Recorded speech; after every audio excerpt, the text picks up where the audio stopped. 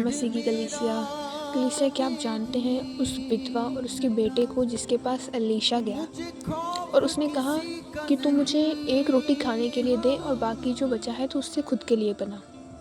पर कलीसिया बाइबल बताती है कि उसके पास सिर्फ मुट्ठी भर ही आटा था, जिसमें सिर्फ एक ही रोटी बन पाती है, या मुश्किल से वो भी नहीं।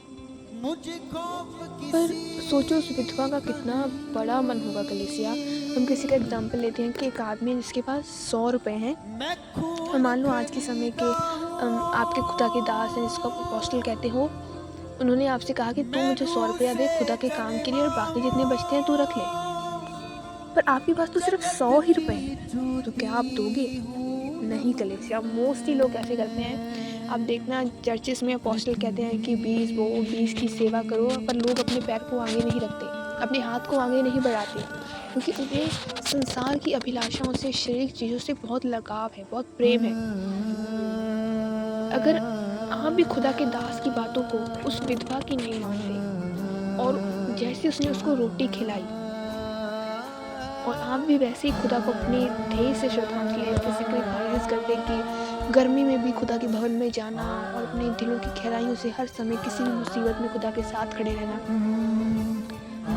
तो कलीसिया आपकी आशीषों को कौन रोक सकता है? उस अकाल के समय कलीसिया, अगर उसका वो आटा और उसका तेल खत्म ना हो सका, इतनी आशीष खुदा ने अकाल के समय में दी जब दूर दूर तक एक दाना भी ना था। तो आज तो कलीसिया सब कुछ है हमारे पास, सब कुछ खुदा की बरकत से, उसकी भरपूरी से, उसकी दया से उसने हमें सब कुछ दिया है। ऐसी कोई चीज़ नहीं जो हमारे पास नहीं है।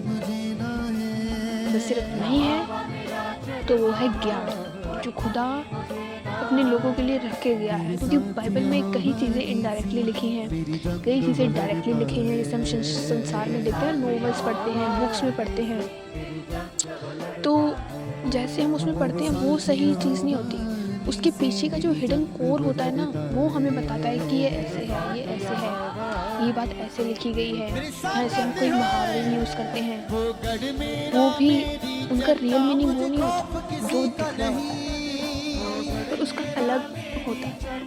उसके पीछे का जो हिडन होता है वो उसका रियल मीनिंग होता है। इसे बाइबल में बहुत जगह पर लिखा हुआ है, जिसे हम जान सकते हैं, समझ सकते हैं, तो सिर्फ खुदा की दया से, उसके प्रेम से, उसकी सामर्थ से। जो आज के समय पे खुदा ने अपने दासों के ऊपर की, बहुत सारे आज खुदा के दास हैं वो जो कितने खुदा के लिए प्यासे हैं, उसके कामों के लिए प्यासे हैं, कितने बड़े बड़े कार्य वो करते हैं। जैसे आप देखते हो कि अंकुर मिनिस्ट्री है, वो कितने उन्होंने ब्रांचेस खोली हैं, वो लोगों की वेलफेयर के लिए, सोसाइटी की वेलफेयर के लिए कितना कार्य करते हैं, कितना काम करते हैं। और आपने जैसे एक दिल्ली के पास्टर हैं अंकित अपोस्टल जी, वो भी खुदा के लिए कितनी अच्छी प्रीचिंग देते हैं। बहुत सारे ऐसे पास्टर हैं जिन्होंने अपनी जीवन को खुदा के लिए दे दिया है।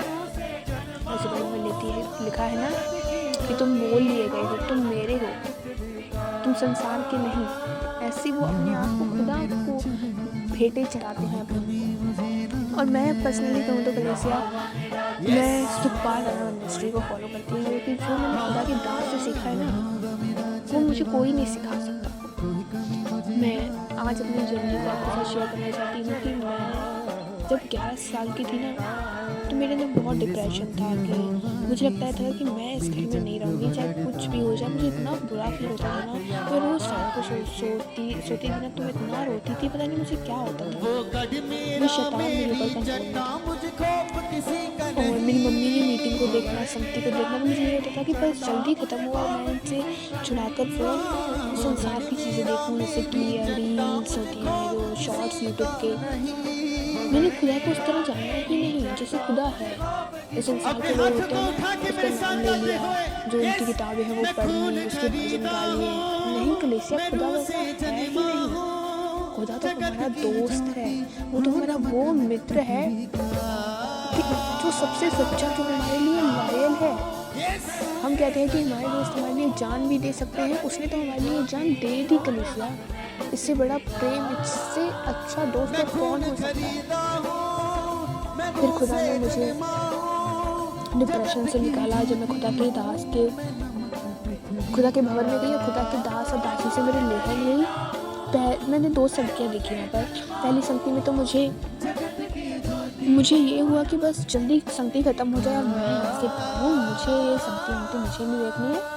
मतलब मेरा ऐसा मूड था कि मैं उठ के यहाँ चली जाती, कहीं मैं उठ के वहाँ चली जाती, क्योंकि तब मैं बिलीव नहीं करती थी। मेरी मदर जो और मेरी सिस्टर, मेरे फादर वो बिलीव करते थे, और हम 3 सिस्टर हैं, और 3 सिस्टर के बाद खुदा ने हमें एक भाई के साथ ब्लेस किया कलीसिया, जिसका नाम हमने यूसुफ रखा, क्योंकि मैं चाहती हूँ कि मेरा भाई यूसुफ की नाई मेरे खुदा से वफ़ादार रहे।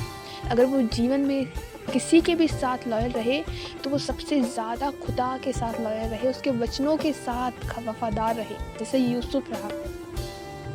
फिर पहली लेहन मेरी खुदा की दासी के साथ हुई, क्योंकि वो खुदा के दास और दासी कलीसिया इतने अच्छे हैं, वो कभी भी, हम जब भी जाते हैं ना उनके भवन में, तभी उनके साथ हमारी मीटिंग होती है, और वो हमसे इतने प्रेम से मिलते हैं कि हमें लगता ही नहीं है कि वो एक अपोस्टल है, हमें ऐसा लगता है कि वो हमारे फैमिली के मेंबर हैं। और सचमुच कलीसिया वो है, वो हमारे हैं स्पिरिचुअल फादर।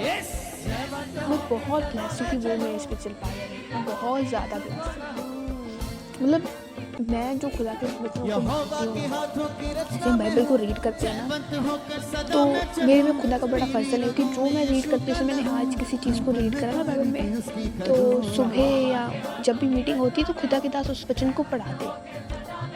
तो मैं सोचती कि जब मैंने इस वचन को पढ़ा तब मेरे ऊपर ये भेद प्रकट क्यों नहीं हुआ, क्यों मुझे ये चीज़ समझ में नहीं आई, कि बल्कि जब खुदा के दास ने वचन के अंदर बताया मुझे फिर ही क्यों समझ में आया। फिर मुझे समझ में आया कि वो खुदा के दास हैं, वो खुदा के दास जो हर समय खुदा की हज़ूरी में उपस्थित रहते हैं, जो मेरे से भी ज़्यादा प्रेम हैं, जो हमेशा खुदा के जीवन के लिए, खुदा के कामों के लिए जीते हैं। और ये बहुत बड़ी बात है कलीसिया। आप उनकी पूरी फैमिली को देखोगे ना,